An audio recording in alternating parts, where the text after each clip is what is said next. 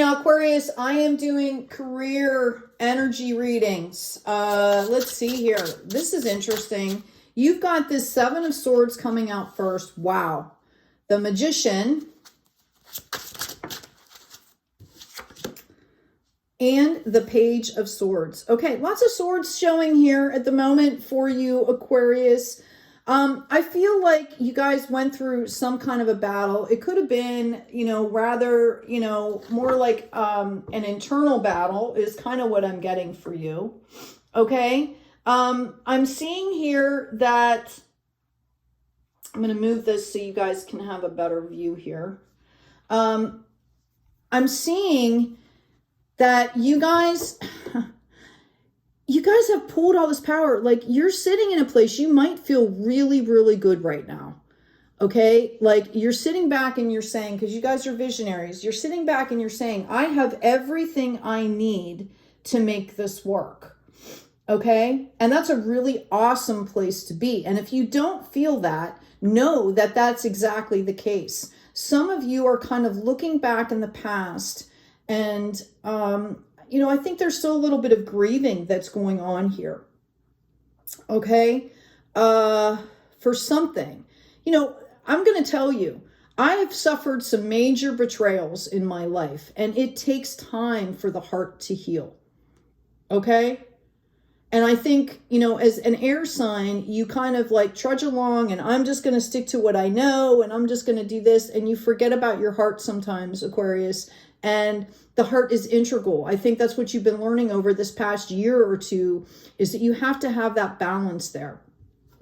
I do see you looking back into the past a little bit, and it's preventing you from, really stepping into your power. So if you have things that are unresolved here, you need to find a way to take care of that. If it's not appropriate for you to deal with it on a one-to-one personal basis, you can write a letter. You can write a letter to the universe. You can do something in meditation. Write something down on a piece of paper, take it out and burn it and give it back to the universe, right? Whatever. And I think what is the right thing to do here, Aquarius. Okay. Whatever that is, you need to let go of that. Because what it's doing is it's stopping you from moving forward here. And when I have that Lover's card in reverse, this is basically showing me that, this had to do with some kind of a relationship, a partnership. This could even be, like a business partnership that you're not feeling confident about, right? Just deal with it. Find out what you need to find out and deal with it. Okay. I do see you moving forward. I see you kind of honing in more specifically on work, like not working harder. That's not what I'm saying. I see you kind of really honing in and focusing here on work. Okay. And this has been divinely given to you to help you, your progress and struggle with, I don't want to say struggle. Your progress with how you're dealing with money is helping you to learn great spiritual lessons. And why do I say that? Because money is a love energy. Okay? It's just energy. And if you're in that love space with the energy, that's what you're going to get back, right? It's a mirror, right? Everything, everything is energy. And the way that we treat money can have a lot to do with, core karmic issues. Okay. So make sure that you're looking at that. Wow. That was really heavy. I apologize, but that's what's coming up. So I'm going to pull a karma card here for you. I've got patiently what you want, get what you need. Okay. In the second house, again, in the description box, there is a book, Intro to Basic Astrology, right, which will define all of these terms for you, gives you a free printable chart, gives you a place to go get a free chart, right? I would be really interested to see what planet you have in your second house here. Okay? Right? I feel like you guys are really good at kind of doing the self-care thing. But what you're not understanding or some of you are going to come to a point where you have so much money or so much material stuff and you're still feeling empty. Okay, and this is why we have like this Lovers, this commitment in reverse. Okay, how are you treating your relationships? And that is primarily the relationship with yourself. Okay, we also have insights to understand, the wisdom of, resulting from the understanding of, in Sagittarius here. I would see where Sagittarius is in your chart, right?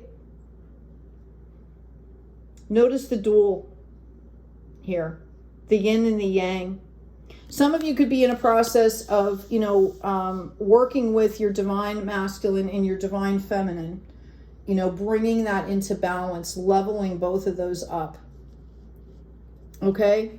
But you guys are familiar with vision and career and work, and you're ambitious, and the Spirit wants you to understand that there's spiritual lessons here about how you go about the work. Okay, if that's easier for you to focus on, then look at how you're doing it, how you treat it, how you treat yourself through it. And that's the opportunity for growth here. I do have a King of Cups coming in here for you. Okay, I have a Two of Swords, which is basically understanding that it's time to take the blindfold off and put the swords down, because it's perfectly serene. The war is over.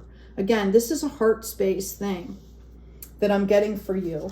And I'm getting that you have a lot of anxiety around this. Whatever I am talking about, this makes you want to lash out. There's anger, there's fear. Okay? Because this is coming up and even in the reverse.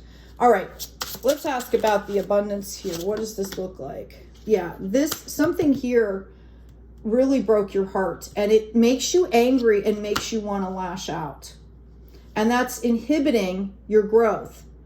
So again, if work is easier for you to focus on, then start to analyze, start to look at how you deal with work, how you treat your body, your mind, your spirit, your emotions around work. If you can do it with that, then you can turn it to the heart. If somebody needs that, it's like a bridge, right? There's a lot of emotions here that need to be addressed. Okay? Yeah, whatever situation this was, I feel like you thought it was going to be some kind of wish fulfillment here. And this is hindering your overall career stuff as well. I'm going to shuffle these, and I'm going to ask specifically now moving forward. Yeah, I just want to get one card. Yeah, I've got sexual energy here. Some of you could be battling with that. Sexual energy offers us creativity. Okay? Right? An opportunity to be creative.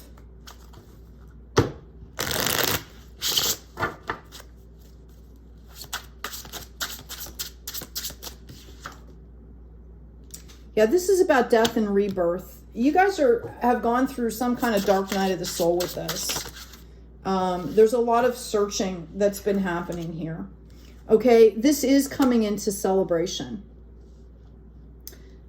This 6 represents, these are rods of action, passion. Okay? I feel like some of you, this was about something that happened in your past here. And you're not understanding that it's time to move forward. Do whatever you have to do to let this go, guys. Because eventually what's going to happen is after you make that change, that's the death and rebirth card, there's going to be celebration, and you're going to be sitting back in your kingdom.